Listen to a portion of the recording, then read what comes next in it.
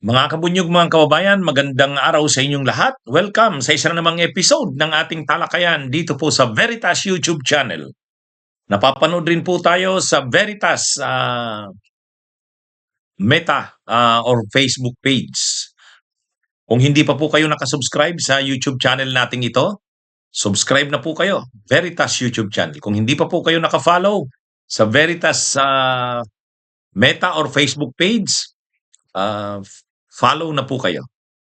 Dito mga kabunyog, pumipili ako ng piling-piling topic, dinidiscuss ko para malaman ng ating mga kababayan ang katotohanan dahil ang katotohanan, ang veritas, ang magpapalaya sa ating bayan. Ito mga kabunyog, inaabangan ang Blue Ribbon hearing sa January 19. Ha? Bakit? Ay posibleng magsalpukan sina Amy at Ping eh. Paano natin nasabi yan? Ay hindi pa nga. Malayo pa nga. Ngayon pa lang nagsasagutan na, nagkakainitan na ang dalawa. Noong isang araw pa yan eh. Noong isang araw pa yan. Mainit na yan. Tapos ngayong araw, nag-press con si Senador Ping Lacson. Binira na naman si Amy Marcos.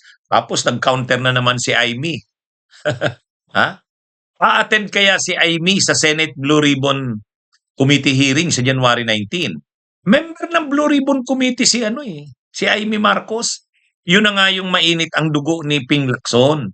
Kasi, sabi ni Amy Marcos, hindi na ako a-attend sa Blue Ribbon. Ano na yan? Wala namang mangyayari dyan. Kinausap na yan para pagpan ang mga matataas na opisyal na wag nang imbestigahan. Ay medyo na pikon doon. Nagalit doon si Senador Ping Lacson. Siyempre, insulto yun. Sabi ni Senador Ping Lacson, bakit hindi ka umattend? At sabihin mo yung mga gusto mong sabihin. Kung may gusto kang paimbestigahan, di ilatag mo, imbestigahan natin. Ba't ayaw mong umattend? Kung umattend ka at yung mga gusto mong sabihin ay hindi mo nasasabi o kaya yung mga gusto mong imbestigahan ay hindi pinapaimbestigahan, di saka ka magreklamo. Kaya sabi ni Senador Ping Lacson, huwag kang yan eh, nakaka-insulto ka, sabi ni Senador Ping Lacson. Member ka ng Blue Ribbon, umattend ka. Sabi ni Senador Ping Lacson, may hearing sa January 19, umattend ka. Kaya ito, hinahamon si Amy Marcos na umattend sa hearing sa January 19.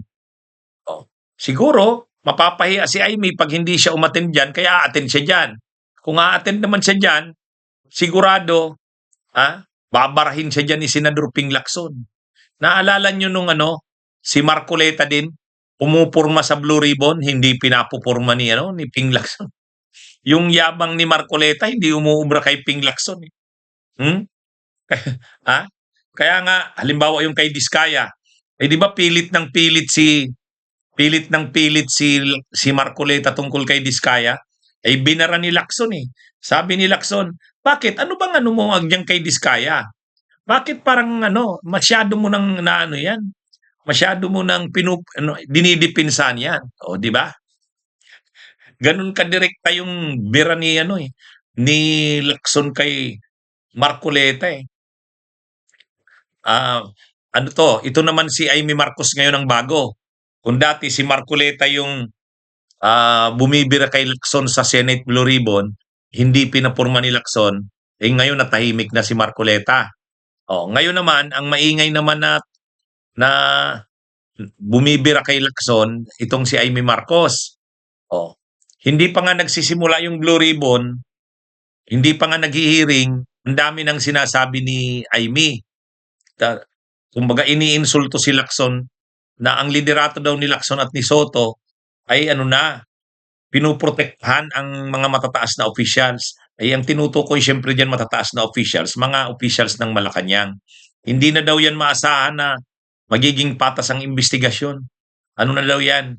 Hindi na daw iimbestigahan yung mga matataas na officials. Ang ginawa ni Senador Ping Lacson, sa January 19, ang iimbestigahan yung mga officials na nadawit sa Malacanang. Halimbawa, si Ulaybar, ipapatawag sa January 19. Si Bunuan, Mga ano yan, mga officials yan ng executive. Tapos si Maynard Ngo, ano yan, yung kay Chis Escudero yan na bagman. Pinaniniwalaan din yan si Maynard Ngo na malapit sa First Lady. O, pinatatawag yan sa January 19, si Maynard Ngo. O di pagkakataon na yan ni Amy Marcos na tanungin si Maynard Ngo tungkol kay Lisa Araneta.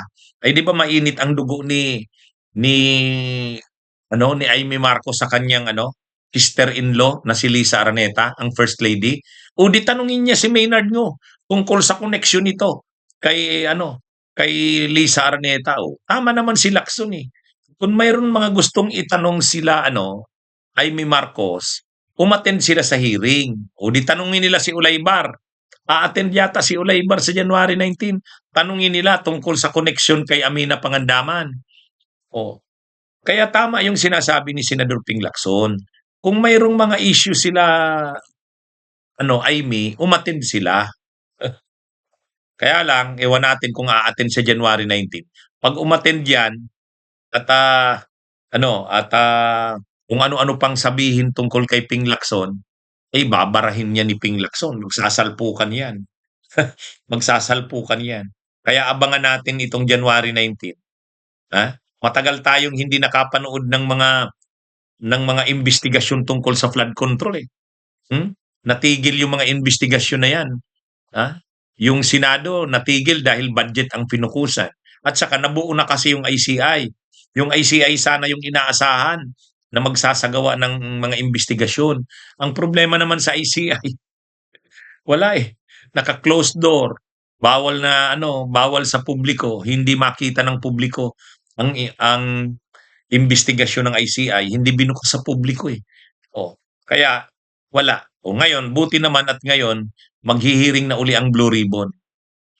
Hindi pa nga nagbabalik ang session ng Senado Hindi pa. January 26 pa yata sila eh. Pero nauna nang maghihiring ang Blue Ribbon kasi nga marami may mga bali-balitang may mga nagbabaliktaran na mga testigo.